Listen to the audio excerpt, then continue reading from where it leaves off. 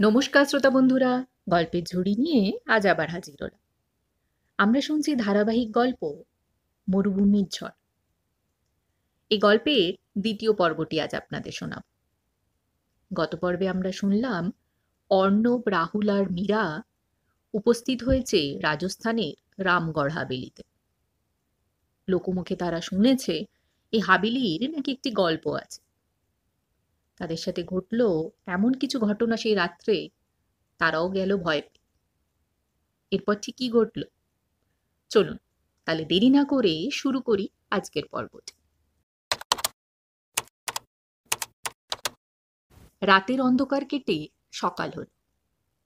অর্ণব ও তার দলের কেউ ঘুমোতে পারেনি। বালির উপর ছড়িয়ে আছে রাহুলের ক্যামেরা, কিন্তু ফুটেজের অর্ধেকটাই মুছে গেছে। শুধু বাতাসের গর্জন আর এক নারীর কান্নার আওয়াজ শোনা গেছে। মীরা বলল, অর্ণব, ওই নারীটা কে? তার চোখে এত যন্ত্রণা কেন? অর্ণব তার নোটবুক খুলে বলল, গত রাতে যা দেখেছি সেটা হয়তো কল্পনা নয়। এই হাভেলির ইতিহাসে এমন এক রাজকন্যার কথা উল্লেখ আছে, রাজকন্যা মৃণালিনী দেবী। সুলেমান নিঃশব্দে বসেছিল। হঠাৎ সে বলল, আমি ছোটবেলা থেকে শুনেছি এই হাভেলির অভিশাপের গল্প। রাজা রুদ্রপ্রতাপ সিং তার স্ত্রী মৃণালিনীকে গভীরভাবে ভালোবাসতেন, কিন্তু যুদ্ধের সময় রাজা প্রতারণার শিকার হন এবং এক রাতে রাজপ্রাসাদে ঘটে এক ভয়ঙ্কর বিশ্বাসঘাতকতা। রামগড় হাভেলির ঝলমলে সোনার দেওয়ালে ঝুলছে রাজপরিবারের প্রতিকৃতি। রাজকন্যা মৃণালিনী, সুন্দরী, জ্ঞানী, সঙ্গীতপ্রেমী। তবুও তার চোখে ছিল অজানা বিষণ্ণতা। রাজা রুদ্রপ্রতাপ ছিলেন যোদ্ধা, কিন্তু রাজনীতির ফাঁদে তিনি পড়ে গেছিলেন।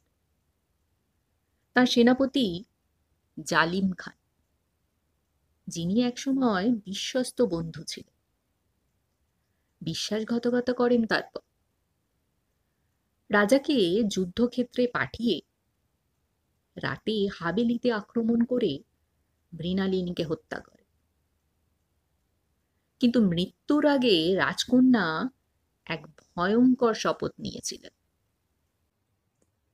এই প্রাসাদে যারা বিশ্বাসঘাতকতা করবে তাদের রক্ত এই বালি গিলে নেবে। সেই রাতেই এক মরুভূমি ঝড় ওঠে। পুরো রামগড় গ্রাম বালির নিচে চাপা পড়ে যায়। রাজা কখনো ফিরে আসেন, আর হাভেলিতে তখন থেকে নেমে আসে নরকের নীরবতা।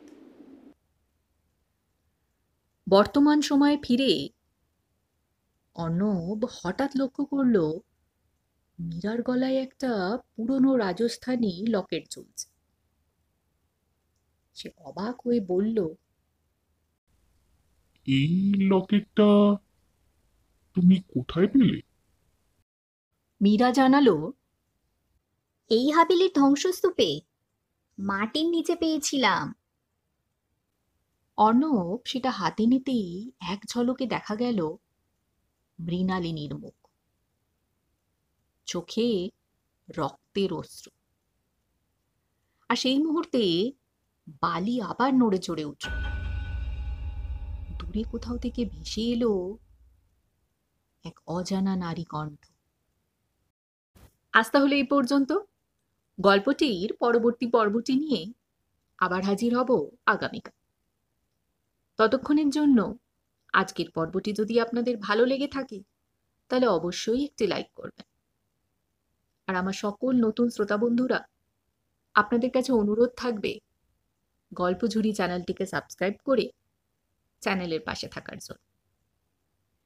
তাহলে দেখা হচ্ছে আবার আগামীকাল।